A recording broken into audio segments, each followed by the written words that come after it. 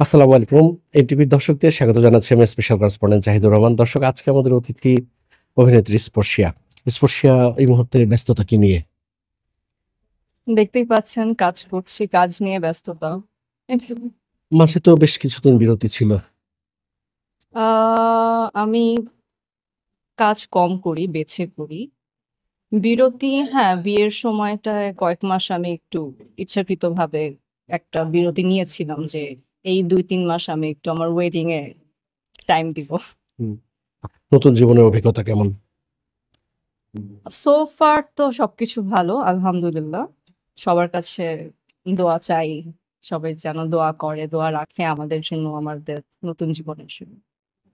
কি মনে হয় এখন তো বধূ একজনের, কারো বৌমা, আসলে কতটা চ্যালেঞ্জিং এই চরিত্রে, জীবনের চরিত্রে, সত্যিকার জীবনের চরিত্রে মানিয়ে চলা? আ আমার কাছে জীবনের সবচেয়ে বেশি যেটা চ্যালেঞ্জিং লাগে সেটা হচ্ছে জীবিত থাকা। বাকি সব ভালোবাসার সাথে কেটে যায়। হুম।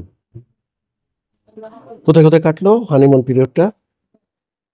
আমার ব্যক্তিগত প্রশ্ন একটু এড়িয়ে গেলে মনে হয় ভালো হয়।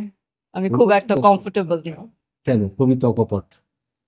অকপট আ কিনা জানি না। সবাই আপনারা বলেন। কিন্তু আসলে পার্সোনাল লাইফ যতটা পার্সোনাল রাখবো আমার মনে হয় ততটাই পার্সোনাল লাইফটা ভালো থাকবে।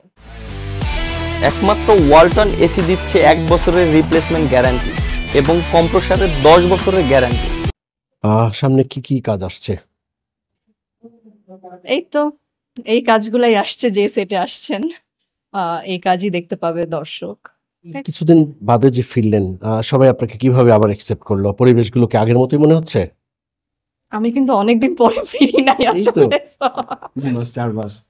২-৩ মাসে খুব একটা পাল্টায়নি। কিন্তু হ্যাঁ, নাটকে অনেকদিন পরে ফেরাতে আ আমার কাছে এটা মানে একদমই নতুন ফিল্ড লাগছে আরকি। কারণ অনেক কিছু মানে আমি বেশ অনেক বছর পরে নাটকে কাজ করছি। তো পুরা ইন্ডাস্ট্রিটা অনেক চেঞ্জ হয়েছে। সো এই ফিল্ডটা আমার কাছে একদম মানে আমার মনে হচ্ছে যে আমি এখানে নিউ কামার।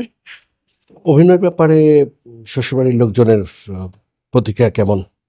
এই প্রশ্নটা কি আপনারা পুরুষদেরকেও করেন যে আপনার জবের ব্যাপারে বা বিজনেসের ব্যাপারে শ্বশুরবাড়ির, বউয়ের বাড়ির করব। তাদের ইয়াটা কেমন? করব একটা I don't think it's a valid question to ask. না, মানে তারা কিভাবে অভিনেত্রী, বৌমা অভিনেত্রীকে কিভাবে দেখে সেটাই জানতে চাইছি। যেভাবে আমি তাদের ছেলেকে একজন চাকরিজীবী ছেলে হিসাবে দেখি, হুম। তারাও আমাকে ওভাবেই দেখে। বাহ! এনটিভির দর্শকদের জন্য কি বলবেন?